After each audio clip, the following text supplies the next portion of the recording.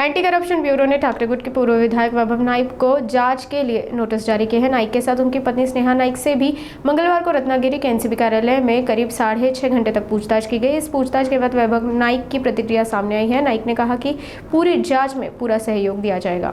माझ्या आणि माझ्या पत्नीला ज्या दिवशी आम्ही दोनदा आलो होतो आणि पुन्हा 8 दिवसापूर्वी नोटीस पाठवून आजची तारीख दिली, त्या तारखेला सुद्धा आम्ही हजर राहिलो आणि त्यांना ज्या फॉर्मॅटमध्ये आम्हाला माहिती पाहिजे होती ती माहिती दिलेली आहे।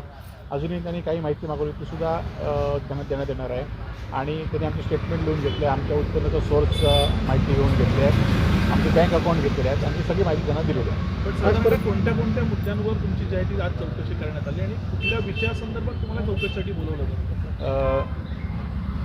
एसीबी चौकशी तर गेले 2 वर्ष सुरू आहे आणि त्या चौकशी संदर्भात मला बोलवलं होतं आणि त्यामध्ये इन्कम सोर्स आणि खरेदी केलेल्या जागा या संदर्भात त्यांनी माहिती घेतली। त्यांना तशी माहिती खरेदी किंवा बँकेचे स्टेटमेंट, इन्कम टॅक्स हे सगळं त्यांना दिलेलं आहे। आज मॅडमची देखील चौकशी झाली, काय तुमचे त्यांना प्रश्न विचारण्यात आले किंवा काय? त्यांची पण अशाच पद्धतीने त्यांच्या नावातील जमीन खरेदी, त्यांचा इन्कम आणि या सगळे प्रश्न त्यांना विचारलेले आहेत। त्याप्रमाणे त्यांना जी आमच्याकडे माहिती होती ती सगळी माहिती आम्ही त्यांना दिलेली आहे आणि उर्वरित काही माहिती त्यांना आम्ही मागवून देतो म्हणून सांगितलं। बरं, 12 वाजेपासून जवळपास 6:30 वाजेपर्यंत 6.5 तास जवळपास चौकशी बघितली। ते स्टेटमेंट लिहून देत होते, माहिती विचारत होते, त्यामुळे तेवढा वेळ स्टेटमेंट माहिती प्रिंट आउट करण्यासाठी एवढा वेळ लागला। बरं, मग तुम्ही म्हणतात की आता पुन्हा एकदा त्यांनी काही माहिती दिली जाईल, ती तुम्हाला प्रत्यक्ष हजर राहून द्यावी लागणार आहे की कशा?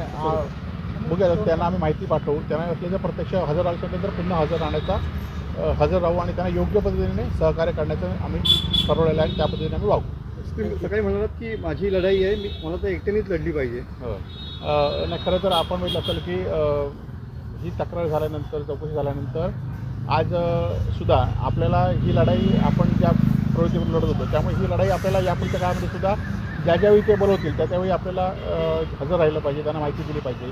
कोणाबरोबर आलं कोण नाही आलं तरी मला ही माझी लढाई सुरू ठेवली पाहिजे।